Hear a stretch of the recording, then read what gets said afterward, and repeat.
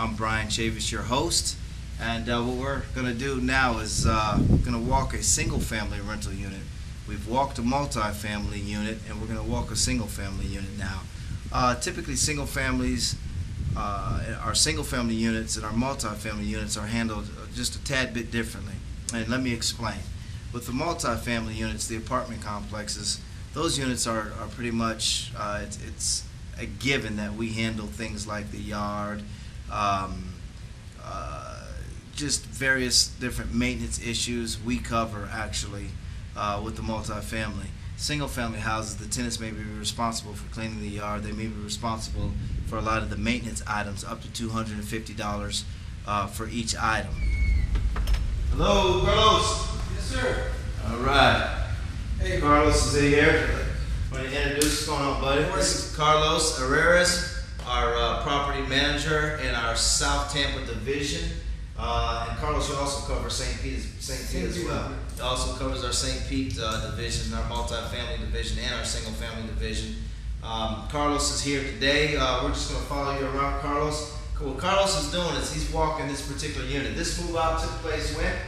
This move out actually took place a week ago. We already have a tenant, so I'm just here making sure that once they, what they have to punch out and checking off from my list. You walk us around, Carlos. You've already inspected the kitchen. The kitchen looks fairly good.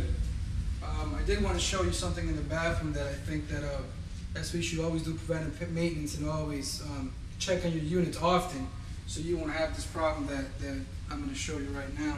Now as he's walking to the bathroom, I'm going to show you what he's inspected in the kitchen. Usually we'll run the water, and what this does is we're going to check for any leaks. We'll allow the water to run for a little bit as he's gone through, and Carlos has already done this. He's run the water.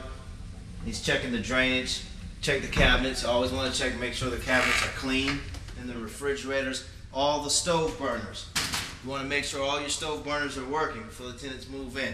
Now, obviously, you can see a lot of stuff is pulled away from the walls. That's because we're about to paint and get this unit punched. But once it's you always want to check on your unit, because now there's probably a hole in here somewhere, and you probably have mold. So what was a $50 job, now it's going to be a $500–600 job. If there was a soap dish here, and it was indicated on the move-in cost sheet, obviously we're going to charge the tenant if there's no soap dish here, as once they've moved out. So again, if we've walked the unit and there was a soap dish here when the tenant moved in, and we notice that the soap dish is missing, we're going to go ahead and charge the tenant. Most people ask, well, how do we know what to charge? On our move-in, move-out cost sheet, we have an estimated amount, and then also we'll bring in our maintenance guys, and they'll give us a bid, and then that bid paperwork is what we use to charge the tenant. So whatever the cost, the hard cost is going to be for us to put a soap dish here, we're going to pass that along, or we're going to tap into the security deposit to pay for that. Hope you've learned a lot today. If you have any questions, you can email us at info@thelandlordacademy.com. And once again, tune in. I'm your host, Brian Chavis. This was Carlos Herreras with the Landlord Academy Property Management, one of our instructors as well as one of our field property managers, signing off saying so long until next time. See you soon.